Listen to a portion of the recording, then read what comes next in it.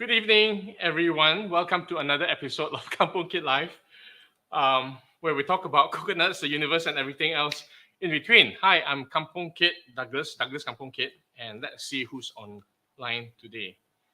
Song Nguyen, Tram Bui, good evening. Ni Nguyen, Tung Yin Nguyen, uh, who else? Nguyen Dang Yin Ni. I hope I'm pronouncing the names right. Good evening to all of you. Yun Do, Honey, Linda, Lin Ngo, Phúc Trang, Fule, Yan. Good evening, everybody. I think I took a break last week, right? I took a break last week for Money and You, and I'm back. So let's see. Let's get into what we need to do this evening. So the first question, okay, the first question for the evening is why we get mad. You know my answer. It depends. Let's break it down. Okay, so I'm going to break it down. I'm going to break it down a little bit. And what I'm going to break down is the mad part. Okay, so what I want to do, okay, is to I will define. Okay, I will define. Okay, what I understand, or I'll say what I understand when I hear someone say mad. And mad to me is go crazy. And usually when we say that someone goes mad or goes crazy, it's because usually something happens and then we go crazy. So I'm going to break that down. Okay, so I'm going to break that down. Why we go mad? Mad is a reaction. Okay, mad is a reaction to something that has happened. Okay, so usually when something happens, for us, okay, for different people, it evokes different emotions. Okay, so emotions come up because of a thing that happens. Okay, why the emotions come up and what emotions that come up will be different depending on different people. Okay, what may make someone what may stir an emotion for someone may stir another emotion for someone else. Okay, for example, something happens, I might get upset and feel abandoned. Okay, let's say I expect my friends to support me when I do something and they don't. Then I might feel abandoned, okay, that they left me. Okay, but for someone else, for another person, the same thing, the same event that happens, the same thing that happens, the another person may feel betrayed. Okay, so betrayal is the emotion. Or for someone else, another person, they might not feel anything at all. So the emotion, so the first part is when something happens, an emotion comes up. Okay, what emotion comes up depends on what the event is and what it means for that person. Okay, and humans are meaning making creatures. Okay, we make meaning of everything. Okay, we look at something that happened and then we make up a story about it. We all have different, we see the world through our own eyes, and for each of us we see different things. Okay, because of past programming, because of past experience, because of a lot of things. Okay, past memories. Sometimes some of these memories or experiences that I have maybe unpleasant memories or traumatic memories. Sometimes some of these memories that I have could be pleasant or happy memories. And for different people, there are different memories that are attached to events, things that happen. Okay, so when something happens, an emotion will come up. Okay, whatever the emotion is. And let's say that emotion is being upset, okay, or unhappy. Usually it's because there is something that goes contrary. Okay, so I'll get upset if it's something that occurs that goes contrary, okay, that goes against what I believe in, or that goes again that is something that doesn't work for me. Okay, that is something that I don't want. That's something that that I feel shouldn't be done. So that I have reasons. So I may have reasons that make me upset, okay, or angry. That's the emotion that comes up for a certain type of event. Okay, and I want to say that that same event may not bring up the same emotions for other people. Okay, so the emotion comes up. And for a lot of people, that what I call automatic behaviors. Okay, so for a lot of people, there's an automatic behavior that will come up that accompanies this emotion. So for example, if somebody does something that I don't like, okay, that doesn't work for me, okay, I get upset. If I go into an automatic behavior, I might scold the person. I might punch the person. I might do something. Okay, I might do something to demonstrate my emotion. Okay, but I want to say the emotion and that behavior are two different things. Okay, the emotion comes up first, and then the act, the behavior. Okay, so the event triggers an emotion. Okay, the emotion triggers a behavior. Okay, and that behavior might be show up as being mad or being crazy. Okay, that they go because of that event that happened. The other thing that can happen is when that emotion comes up, if I am conscious of, if I'm aware that that emotion comes up, and I know that an emotion has come up, I notice that the emotion has come up, and I don't go into an automatic behavior, I can then choose. Okay, I can then choose how I respond to that event. Okay, so the emotion, and two things can happen. So the first thing that can happen is an automatic behavior comes up. Okay, it's what I call a reaction. Okay, just jump into that behavior. The second thing that can happen is I am able to notice the emotion that comes up, and then when I'm able to notice the emotion that comes up, what do I mean by that? When I'm able to say, hey, I notice that I'm feeling upset or angry or something, okay, because this event happened, then I get to choose. I get to choose how I want to respond, okay, to that event. Okay, I might still choose a behavior of getting mad or going crazy because I want the other person to know that it's not okay. Okay, that it's absolutely not okay for whatever that has happened to happen. Or I can choose a different behavior and say and talk to the person nicely and say, hey, how come that happened? Okay, or start a conversation. So I am in the second example, when I'm able to notice the emotion that came up, I'm able to choose my response, which then means that I will be able to choose the result or the outcome that I will create from this thing that has happened. Okay, so why do we get mad? Different people get mad for different reasons. Okay, but it's taking a look. So the getting mad is the behavior. Okay, getting mad is the behavior. It can be a deliberate choice. It can be a reaction, and unconscious automatic behavior is a reaction. But then if I go back and look at the emotion that comes up, it could that being upset, being angry, being disturbed, being whatever it is, a series of emotions, different types of emotions can lead to that response or that reaction based on whatever the event is.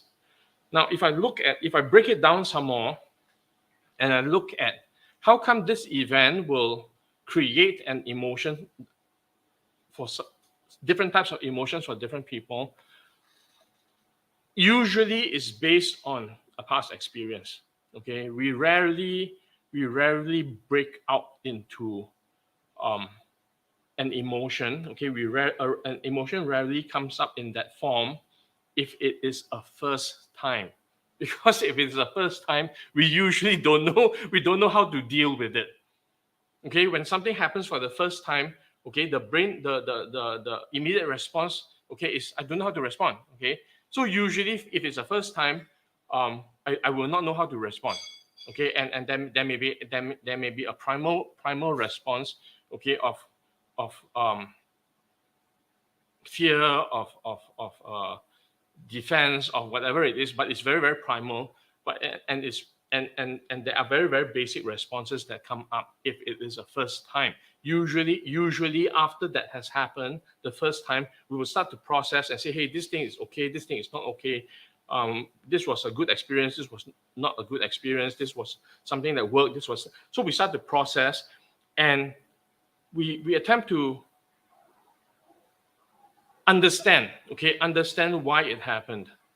Okay, and sometimes we may not fully understand why it happened, and then we feel bad about something, or we feel good about something, or everything else in between. And we keep that memory. Okay, we keep that experience as a memory of something that happened, and we archive it. we put aside this memory, and then we say, okay, this memory of this event that happened is something I like or something I don't like, something that worked for me or something that didn't work for me. Okay, so we would do that. Okay, we will start storing all these experiences, storing all these memories, and that's what we can do. That's what we can do after the event has passed. That's all we can do: store these experiences. Okay, and if we don't know better, we don't know what we know. We don't know what we don't know, and we don't know how to handle this. Then our mind goes into, okay, the next time this happens, here's what I'm going to do. Okay, so and that's unconscious. Okay, so we start to store, and sometimes some of these things are very painful experiences, and in order not to continue to experience the pain, we go into what we call coping or defense mechanism, where we start to wrap it up. Okay, we start to cover this up, okay, so that we don't feel the pain. Okay, we start to cover it up. We start to want to forget about it. We start to hide it somewhere, and because we don't want to think about it, because it's too painful to remember that experience, and then we hide, and then we hide, and then we hide. Okay, and then it happens again. We forget. Okay, we forget it's happened. It's happened before. We forget it's happened before, or we still don't know, even if we remember that has happened before. But I don't know how. If I still don't know how to deal with it, okay, I still don't know how to deal with it. Then I might run away. I might avoid the situation, or whatever it is. Then I take this new experience that's similar to a past experience, and then I bury it again. So I keep wrapping and wrapping and wrapping and wrapping and wrapping, because I don't know how to deal with it. Okay, sometimes that happens. Okay, especially with traumatic events. Okay, things that happen to us that causes a lot of pain, that causes a lot of distress, that causes a lot of unhappiness. Okay, we don't know how to deal with it. Okay, toxic relationships, or abusive relationships, or events where we get hurt. We don't know what to do with it. We wrap it up. Okay, and then we bury it somewhere. Okay, wherever it is, and we want to forget about it. Okay, and then suddenly something happens. Okay, that may or may not be directly targeted at us. Okay, it may not be that thing. It could be something similar that triggers. So the thing is, when we bury, okay, it just keeps building up. It's a lot of energy. Okay, so these memories contain a lot of energy that's built up. Okay, it's not going anywhere. It's just kept. Okay, it's like a balloon, right? It's like a balloon. We have different balloons. Okay, use this example. Okay, we have different balloons, right? We have happy balloon, sad balloon, upset balloon, angry balloon, whatever. We have different balloons. Every time something happens, we blow a little bit into that balloon. Okay, and we blow again. And so we put all this energy into the balloons. Okay, and these balloons we keep. Okay, and sometimes these balloons keep building. You keep putting energy into the balloons. The balloons get bigger and bigger and bigger, and then we hide it. We don't release it. Bigger. And then suddenly something similar happens. Needs to go into like, okay, let's say angry balloon, right? So it keeps building. We don't address anger. We don't handle the anger. Okay, we don't let it go. We continue to hold on to it. Okay, we bury it, and then the next thing that comes, okay, that fits into the angry balloon, and then we put it into the angry balloon, but that balloon cannot hold anymore. Okay, that balloon cannot hold anymore, and then it explodes. Boom, boom. Okay, even if it is a small event or a small incident compared to some of the past events, but it is what we call breaking point. Okay, it's the last burst. Okay, the last insertion of energy. The balloon cannot hold anymore, and then it explodes. Okay, it explodes. Okay, I may not have. Okay, so for me, let's say it happens for me, I may not have learned to deal with it yet, and then I go into an immediate reaction, okay, of that thing that has happened, and I might get mad. Okay, I might get mad because it is a upset balloon or an anger balloon or a traumatic balloon, whatever it is. Okay, so it explodes, and then what shows up as the energy gets exploded, okay, is a behavior that reflects that energy. Okay, so getting mad is the behavior, is a reaction. Okay, if I was not able to handle the balloon bursting, but okay, if I understand this, okay, and I know that if I keep blowing into this balloon, blowing into this balloon, eventually at some point in time it will explode. If I understand this concept or this idea, I will not let the balloon blow up. Okay, I will not get the balloon be expanded, because what I would then be able to choose to do and say, hey, I noticed that this is creating an upset for me, bringing up certain emotions. Okay, I choose not to put it into the balloon anymore. I choose to address it. I choose to handle it. But it requires some skills. It requires knowledge, skills, and tools. Okay, to be able to handle it, I need to learn how to deal with these things that happen to me. Okay, and when I'm able to learn how to deal with these things, I don't need to put the energy into the balloon. So the balloon never gets blown up. It doesn't mean that I will allow things to happen to me, but I become very, very conscious and very, very deliberate. When that thing happens, I notice, okay, this is the thing that is not acceptable. Okay, I am not okay with this thing. Then I notice the emotion and I choose a response. Okay, I notice that this thing that's not working is bringing up anger. Okay, I'm feeling angry or upset. Okay, but I don't hide it, I don't bury it. I know what to do with it. Okay, I process it. Okay, I don't allow this to impact me or affect me. Then that allows me to choose a response to whoever or the environment, whatever it is that's creating the situation. And then I can choose. If I want to be mad, I can be mad, but I am in control. Okay, I am not in reaction. Okay, so it depends. So it depends on the maturity or on the awareness of each person, on whether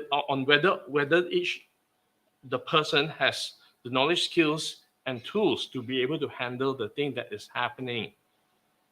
Okay, so why do we get mad? Usually it's triggered by an event that doesn't work.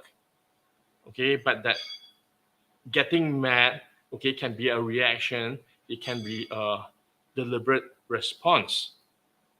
Okay, so that's the difference. Okay, so I want to say a little bit more about these behaviors. Okay, so right now the question is, why do we get mad? Okay, I can replace the word mad with anything. Why do we burst out in laughter? Why do we break out into tears? Why do we break down and start to cry? Why do we jump and celebrate? Okay, so all these are behaviors.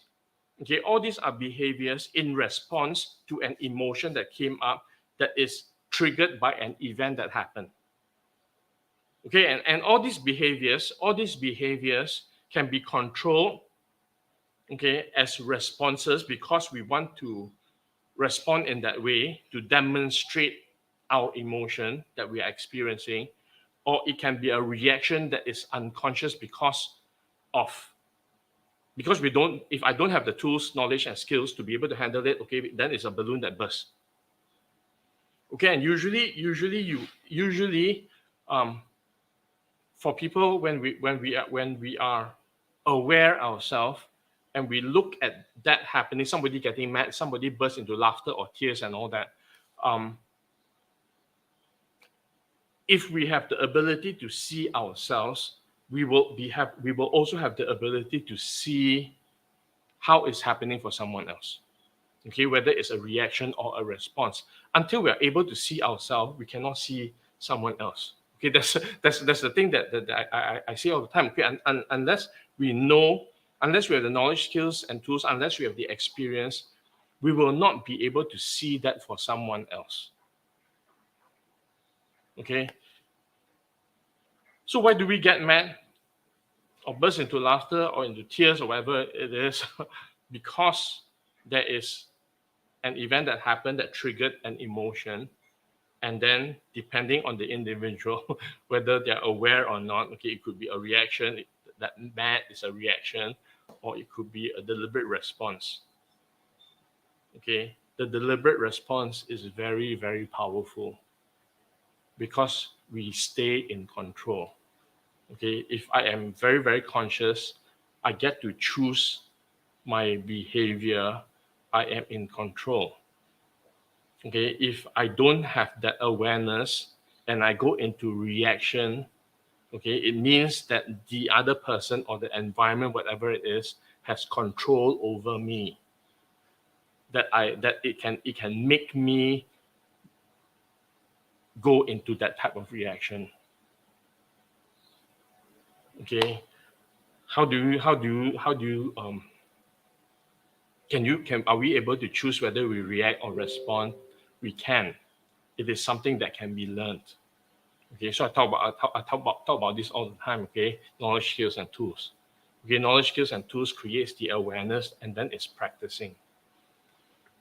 Okay, so why do we get mad? For all those reasons. Okay, long answer. How do I recognize whether I break through or not? What's the true interpretation of breakthrough?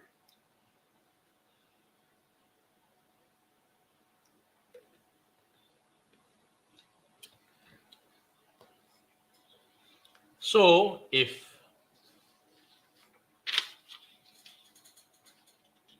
there is a point that we want to get to, okay, and then we are here. So that's point B. Here's where I want to get to, and here's point A, where I am. So my job is to get from here to here. Okay, very easy if there's nothing in the way. No breakthrough required because it is just ta ta ta ta ta pa pa pa pa pa, and then you get there. Okay, life doesn't work. Life doesn't work like that. Okay, anyway, usually when if it's so easy, it means that it's something I already know how to do. Okay, if I am here, I want to get here, I want to create this result, and I just get across and create the result, something I already know how to do. Okay, but if it's something I don't know how to do, it means that there are obstacles. Okay, there are obstacles in the way. Okay, there are obstacles, that things in the way that prevent me from getting through to the other side. So that's an obstacle. Okay, so this is an obstacle, right? So this obstacle, and then the pump. Okay, pump. So bang the obstacle, or there may be many other obstacles. There may be many other. You hit. You can't get through to the other side. So this is no breakthrough. Okay, so no breakthrough because you're not getting through to the other side to create the outcome. Okay, and this is the thing that I might not know how to do, right? I might not know how to do that, and that's why this is the obstacle, challenge, or the problem is getting in the way of me creating the result. So breakthrough or no breakthrough, no breakthrough. No breakthrough, pump. Then two things can happen, right? So this will happen, okay? So this obstacles, challenges will come up if it's something I don't already know how to do, because I don't have the knowledge, I don't have the skills, I don't have the tools. Okay, I don't have the awareness, I don't have the mastery, I don't have the practice. That things is what I call a gap. Okay, a gap in my ability to do. Okay, it's a gap in my ability to do. Okay, so this is a gap in my ability to do. I will pop. Okay, then I have two choices, right? So if this is the obstacle, this is the thing I don't know how to do, that this is getting in the way of me going to the other side. Two things that can happen. Okay, I can continue until I get through, or I can quit break down. Break down. Okay, give up. Then I don't do anymore, and then this remains here. This remains here, very, very strong, right? So if I continue to do this, it doesn't work. It's insanity. That's what we say. It's insanity to continue to do the same thing over and over again and expect a different outcome. So I might learn, I might go learn, get some knowledge. Okay, how do I get through this? I might need to learn some skills. Okay, what do I need to be able to do besides the knowledge in order to overcome this? So I can, okay, maybe go jump over, go around. Okay, or I might need some tools, and I might say that, okay, so I learn and this will help me go through. Okay, and when it has gone through, then what has happened is I have successfully moved from this side to this side. So this is the breakthrough. This is the breakthrough. Okay, I have successfully overcome these obstacles and challenges that are in the way of getting to where I want to go. Okay, so that's how I will explain a breakthrough. Of course, the thing is this. Okay, there depending on the magnitude of the obstacle or the challenge or the struggle, the levels of knowledge, skills, and tools may be different. Okay, it could be it could be like that. Okay.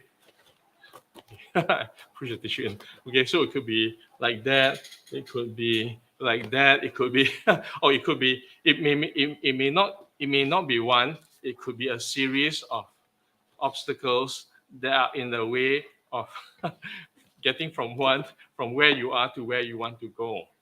Okay, which might require different sets of skills, different sets of knowledge, different types of tools that you will need, because whilst this arrow might be able to get through this, saying all these things, might be able to get through this, okay, it might not be able to get through this. Okay, then might need a different strategy, a different way to play the game. Because even if I can force and get through this, what might happen is that this bottle will explode, and there's water inside, and then the water spills over, and then it creates additional drama. It creates additional mess. Okay, that needs to be cleaned up.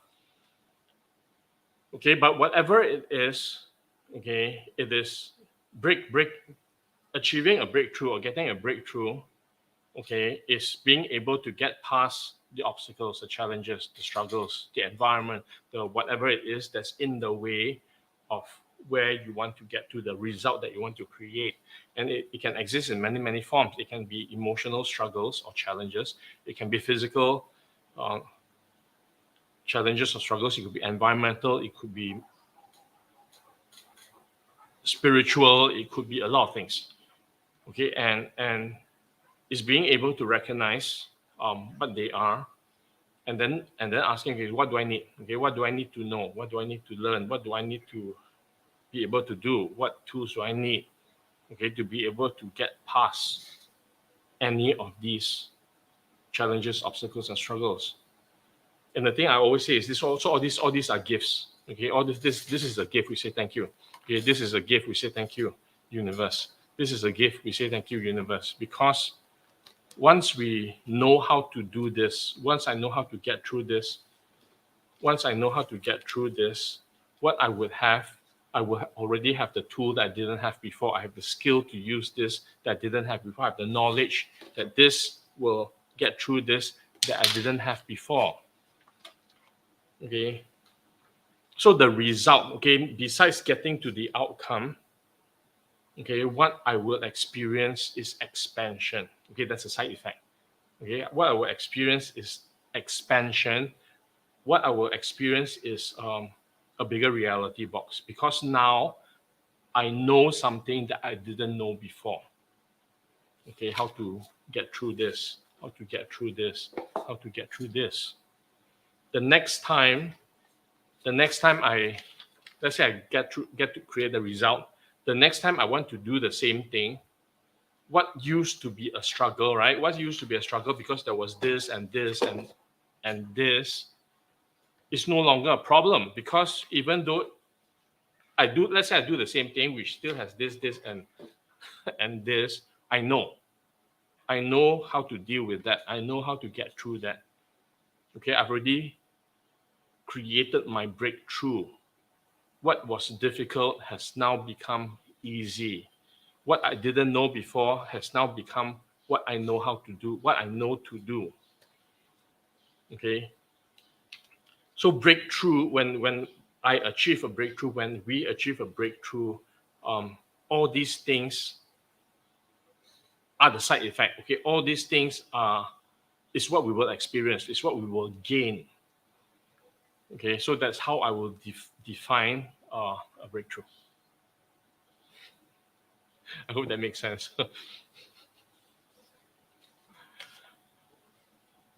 What does your arrow mean? Why not something else? It doesn't mean anything. It doesn't. I'm using the. If you're talking about this arrow, I'm just using this because I have this on my table. Okay, and it's a prop that I use to shoot people, to hit people. Okay, to point at things. So it's just a prop. It doesn't have to be an arrow. It could be a pencil. Okay, I'm just using this as an example.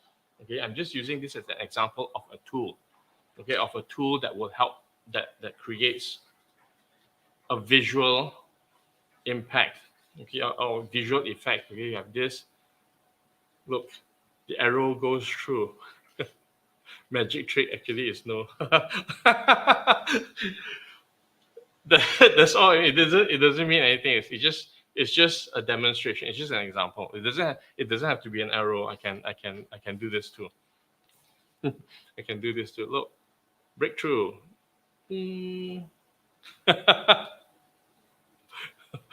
Just an example. Can be a pencil. Can be anything else. Why can it be said that the biggest companies sell feelings, not products? Good question. Good drink.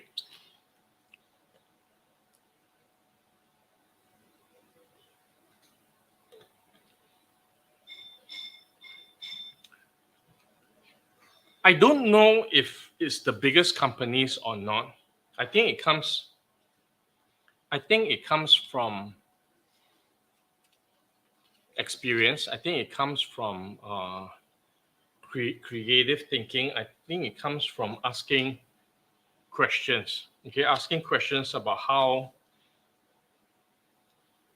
we can be different. Okay, how I as a business can be different. Because if I sell a mouse, okay, so we talk about businesses. What do businesses do? Okay, what's the primary function of a business? The primary function of a business is to create value by doing more with less. Okay, and that is very, very, very, very important. Okay, being able to do more with less when I create value. Because if I'm not able to do more with less, then I will stay at. I will not grow. I will not be able to grow, because if the amount of resources that I put in to create a product is the same as the value of the product, okay, I don't have access that allows me to do more. Okay, if I am able to do more with less, meaning I can do this with less resources that is required, okay, compared to someone else, then I have access that allows me to reinvest, and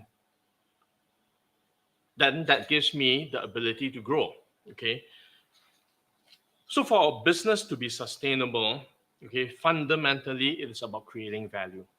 Okay, traditionally, starting from the industrial age, what did the industrial what did we produce? Okay, a lot of products, widgets. Okay, there are a lot of services. Okay, if it's not a product, then it's a service. Okay, and if it's just a product or a service, a mouse is a mouse. Okay, then it just becomes a commodity. Okay, in order for me, then it doesn't make a difference, right?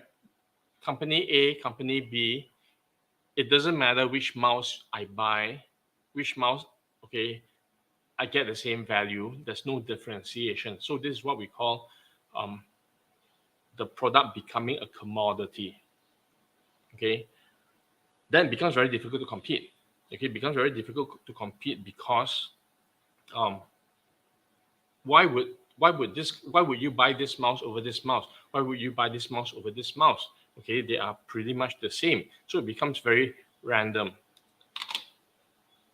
So we start to be creative. Okay, we start to be creative and start thinking about, okay, so two things. Okay, as a business, I can get more efficient.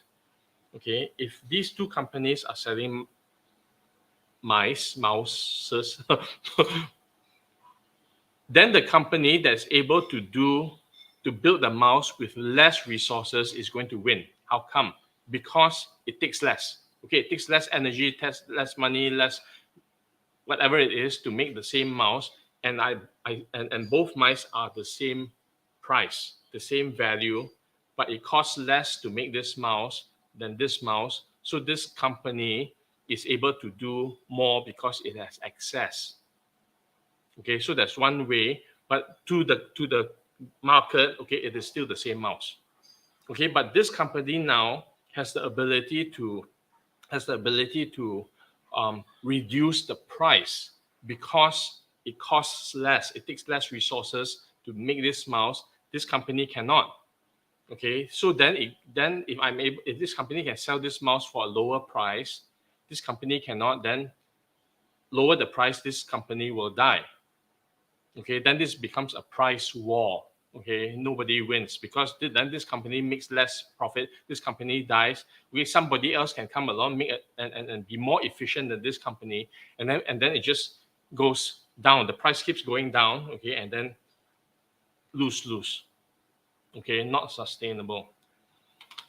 So companies started to be creative. Okay, so what else can we do? Okay, what else can we do to maintain the value? Okay, so there's a price and then there's value. What else can I do to increase the value of a product? Okay, without increasing the resources required to put into it. What else can I do to differentiate, to say that, hey, this is a different mouse? And then we go into the abstract. And what's the abstract? Is creating an experience. Okay, it's creating an experience beyond the product or the service. So people was and what's an experience? Okay, an experience is having a not just is so it's no longer is about just the mouse. It's about how it fits nicely into my hand. Wow, it's beautiful to look at. Okay, this mouse not very beautiful, but wow, it's beautiful to look at. Wow, it is such nice surface. Okay, so now it's not just about the mouse. It's about my experience in using the mouse. Wow, this mouse it just fits into my hand. It's very comfortable. It's very sensitive. It's very responsive. It does what I want it to do, and it gives me a nice feeling. Okay, it gives me a nice experience. Okay, so experience, emotions, or feelings are part of the experience. Okay, it could be, and the experience could include visual. It could include auditory. So if let's say if this mouse, it has a click, soft, gentle clicking sound, nice, versus another mouse and whatever, or it might be very smooth to use. Okay, versus another one which might be I need to move it very hard, and then the pointer. Okay, so all this contributes to the experience that I get. Okay, using this mouse, and because I get a better experience, okay, it could be it's no longer about just the physical widget. It's about everything else that comes with it. Okay, what are some of the companies that the companies that understand this?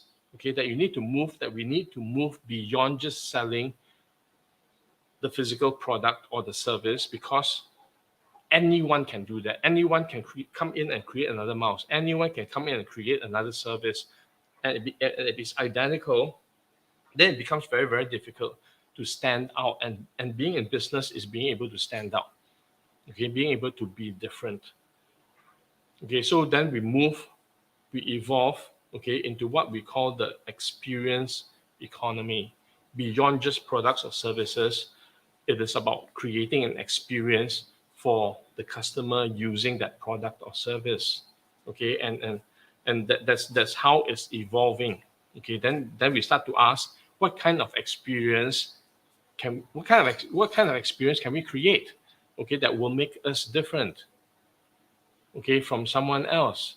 And when we start talking about the realm of experience, the possibilities are huge, because we can create any sort of experience. Okay, and businesses who understand this, okay, are going to stay ahead, okay, versus the companies who are just producing widgets because they will come and go. Business is not sustainable. Okay, so I will not say that it's the biggest companies, it's businesses who understand the future of how we engage with customers and what we can create, okay, as an experience that differentiates. An experience can come in different forms as well. It could be in the form of alignment with values. Okay, for example, let's say that our business, okay, is concerned about creating change, and having people be able to design better lives. Okay, and being able to experience that, and so that's part of our value system. Okay, that's part of our value system. That's part of our support structure. Okay, in not only creating that for people, but giving them an experience. And experience is something that can be very, very unique. Okay, if I'm able to do that, then I will be able to more effectively differentiate, okay, stand out from someone else. And that's how companies in the same industry can coexist in creating different experiences. Okay, so it's not a bigger company conversation. I think it's companies that are able to see into the future and know that it's about creating more value and not fighting on just the product alone. And feelings are part of the experience.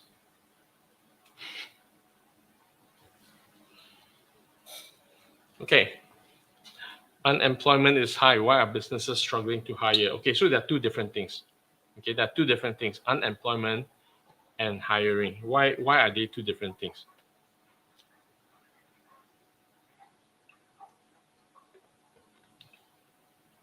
Okay, one of the reasons could be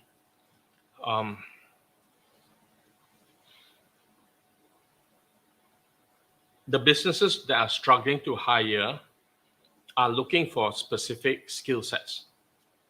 Okay, they're looking for specific skill sets, and the availability of resources or people possessing or having that skill set or the knowledge or tools or whatever it is may not be there. Okay, so if let's say I am in the education industry and I need people with experience. I need people with experience to teach certain subject matters. Okay, for example, I might need someone to teach skills, strengths development. Okay, help people identify their strengths. Okay, and develop their strengths into superpowers that will help them create results easily. So that might be what I need. Okay, those are the people I need to hire. Okay, I need people with experience working with other people. I need people with the knowledge about this whole strengths, how to identify strengths. I need people with skills to be able to develop the work with people to develop their strengths. So I might need all this very, very specific skill set, knowledge set, tool set. And these people might not be available. Okay, these people might not be available for whatever reason. They may not be available because in my country I don't have these people, or people are not willing to come, or that there may be come to my country to do that work, or there could be other barriers. Okay, that it's difficult to get employment pass, okay, or work permits or whatever it is to be here to do that work. Okay, so as a business, it might be difficult for me to find people to engage, okay, to be part of my team. Okay, so that's the one part. Okay, and so business may be struggling to hire. So another example is the F&B industry. The F&B industry in Singapore, or the retail industry in Singapore, are having challenges hiring because the type of people that they're looking for, the people who can work in F&B environments, okay, or the cooks, the servers and all that, or in retail to be the retail assistants and all that, may not be available, okay, manpower in the country, okay, and I might not be able to bring people in, or the people in the country are not willing to do these jobs, okay, because they're looking for something else. Maybe they have a different skill set, okay, or knowledge, experience, whatever it is. So there's a shortage of labor that makes it difficult for businesses to hire. Then unemployment now, so that's the demand side. Okay, then on the supply side, okay, the people who are looking for jobs, okay, who may have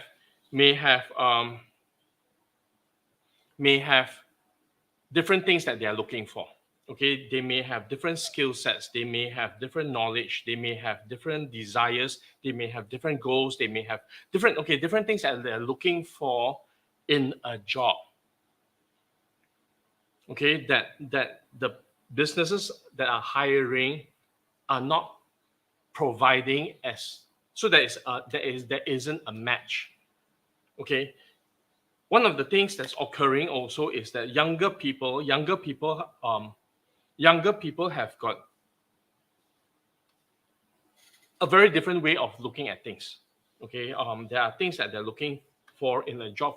For example, flexibility. Okay, flexibility. They're looking for freedom. They're looking for different ways to work. They're not looking for 9-to-5 type of jobs. So for all these reasons, okay, so there are things that they value. Okay, the things that they value besides the skill sets or knowledge sets or whatever it is, the things that they're looking for that they value. They don't want to work long hours. They don't want to work long hours. They don't want to stay in one place. So that the things that they want and desire in their lives that they don't see, and they don't see themselves in a certain environment doing certain types of jobs. And then you have companies that may be okay. So the first thing is mismatch. Okay, mismatch of skill sets and knowledge and all that. Okay, the second case is difference in values and perspectives and context and things that people are looking for, especially like young people. The example I'm giving is like younger people, and then we have old businesses run by the older generation. Okay, who are looking for a certain type of or who are providing certain types of environments. For example, okay, you need to come to the office. Okay, you need to come to the office to work. Okay, 9-to-5, or you need to be doing certain jobs. You need to spend a lot of time, and you need to do your overtime and all those things. And the younger people don't want to get into these jobs. Okay, so the younger people don't want to get into these jobs because there's a difference in value systems. There's a difference in perceptions. There's a difference in motivation. Okay. Yeah. So yeah, Chunho. Yeah. So I'm just describing a little bit of this. Okay. And so yeah. So Chunho is absolutely right. Okay. There is something that is starting to happen as well. Okay. Post COVID. Okay, which is what he says. Chunho says as the result of the Great Resignation, which is something that's happening in the United States. Okay, where people are starting to realize. Okay, so during COVID. Okay, so I'll talk about the next part right now. During COVID. Okay, so the world has changed. Okay, the world has changed from what we used to know. Okay, before COVID. Okay, and before COVID. Okay, things have always been done a certain way. Okay, and what I say about COVID is that it's an experiment. Okay, it's an experiment that nobody was willing to take that has worked. What is this experiment? You know, the way we run business, okay, the way we have people go to the office, okay, is very, very industrial age practice. Okay, it started from the days of factories where people needed to go to the office, needed to go to the factories, needed to go to the factories, sit in front of the machines and be part of the production line and all that. Okay, and when then the other part of business, okay, that required people to go to offices to sit, to share resources, to interact with each other, to do work, okay, to be at a place that's convenient for everyone to work together. Okay, that was at the start of the industrial age, and as we progress, nothing much changed. Okay, and the general mindset or general mentality was that work means, okay, you come to the office and you spend hours in the office, okay, to do whatever it is, okay, and that was that. But the world has changed. The world has changed. We've got lots of technology now. Okay, we don't actually need to. You know, a lot of people just go to the office, sit in front of the computer. Okay, sit in front of the computer, use shared resources, have meetings face to face, or have interact with each other. Okay, in the same way that they've done for a very, very long time. When they no longer need to. Today, with technology, we can interact with each other without being physically with each other. If I'm going to the office to sit in front of a computer, okay, for 8 hours, then why can't I sit in front of a computer at home for 8 hours? Given that I can be connected to the internet and be able to access all the resources, information, and all that I need. Okay, so it was an experiment that nobody was willing to take, because the mindset or the belief was, for a lot of the older generation people, if I don't see you in the office sitting at your desk working, then how do I know that you're working? Okay, so that was part of that mindset. But when COVID happened, nobody could go to the office. Okay, but businesses need to continue to run. Right, you cannot say, oh, just because people don't come to the office, okay, that the business will end. No, so we figured a way. Okay, we figured a way, and a lot of technology started to show up. Okay, like Zoom, like collaborative software, and all that. The thing is, this technology has been there for a very long time. Okay, for years. Okay, but nobody was willing to say, hey, let's test this, because if it ain't broken, don't fix it. Okay, but COVID forced everyone to do things differently, and people started to realize. Okay, so two things happened. The first thing was people started to realize, hey, I don't need to go to the office. I don't need to spend 1 hour getting in the office. I don't have to spend 1 hour coming back home. Okay, I have, and the 2 hours a day, 10 hours a week. Okay, I can do something else. I can go to the gym. I can work out. I can whatever it is. Okay, so people started to realize, hey, we don't actually need to do that. Okay, we don't actually need to go to the office and do work. Okay, and it still works. Businesses can still run. Okay, we can do a Zoom call and have meetings. We can, so technology and so it accelerated a lot of technology that was already there. Okay, it accelerated the development of a lot of technology that was already there.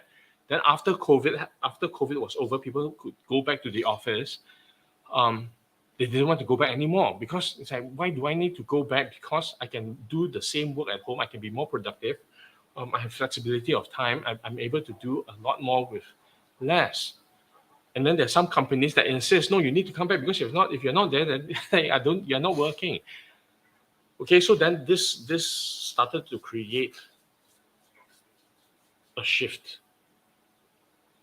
Okay, and the younger people who are very, very versed, who grew up with technology, started to say, no, I don't want to do this, because if I wanted, now the other thing was this: if I wanted to work for a company that's not in my country, what used to be required in the past, I need to travel to that country where that business was in order to work for that business or to work in that company. But that's no longer true. Okay, we can be anywhere. As long as I've got a computer and internet connection, I can actually be anywhere in the world. And there are some companies that embrace this and started to transition into this environment. There are other companies that stayed stuck in industrial age practices that insisted that no, you need to be here. Okay, who's going to win? Okay, who's going to win? The companies that are a lot more flexible. So the Great Resignation started. Okay, people started to not want to do things the old way anymore. Okay, and all these companies that insisted on doing things the old way started to get challenged by, hey, I'm not able to hire people. Okay, so that's one thing that happened. Okay, the unemployment high thing, okay, is a different conversation. Okay, it is sometimes by choice, because now so unemployment is a statistic. Okay, unemployment is a statistic that is measured, okay, by looking at people who are in jobs or not in jobs. And for a lot, and so in this case, the people who are not in jobs are not in jobs by choice. Okay, they are not considered hired by companies. But the thing, the other thing that also happened is people discovered different ways of generating an income that was not part of industrial age practice. People started to discover different ways of generating income that didn't require for them to be employed by a company. Then they realized, wow, I can make money. I can make money with my knowledge, skills, and tools that I have. Okay, doing it for myself. Because now with technology, I can actually reach the world. Right? I'm no longer limited by my geography. I'm not limited by my wherever I am. I can actually even choose to travel from country to country, what we call digital nomads. Okay, or people who are mobile. Okay, people who are mobile and can move from are free to move from place to place and being able to choose wherever they want to work from. Okay, but all these people are not considered. They're considered not considered. They're not under employment. Okay, so when we look at unemployment numbers, it reflects that as well. So unemployment numbers could be high, but they are actually generating their own income. Okay, in the way that they are doing, that they want to do. Okay, so there are all these things that are going on right now. So there's a massive shift that is happening. Okay, in how businesses operate. Okay, there are businesses that will evolve.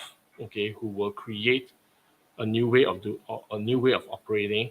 There are businesses that insist on the old way, who will be stuck. Okay, because the world is evolving very, very quickly. Okay, so the employment, difficulty hiring, unemployment are different components, not necessarily always the same thing. Okay, there's lots of things happening in the world today. Okay, all right. Okay, so it's 60 minutes.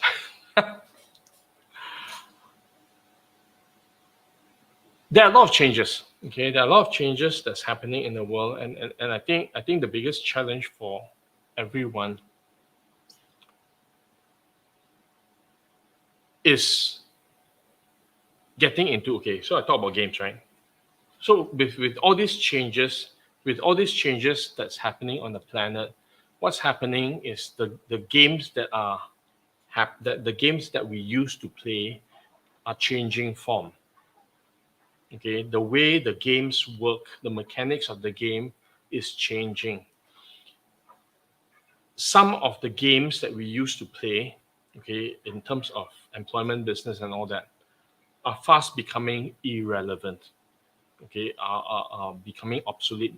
Existing models are becoming obsolete. Some of these games are going to go away and never come back again because they are inefficient. Okay, they use old practices that no longer work.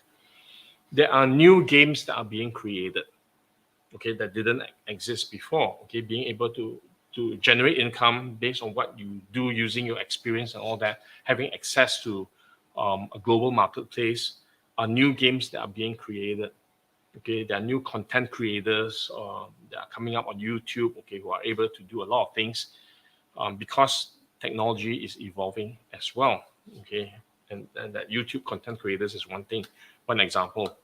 Okay, so there are existing games that are evolving, there are existing games that are becoming obsolete, there are new games that are being created.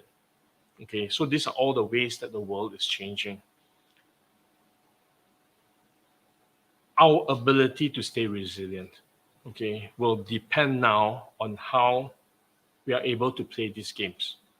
Okay, we continue to play the games that are becoming obsolete. Okay, when that game is gone, okay, then the game is gone. Okay, there's no more game to play.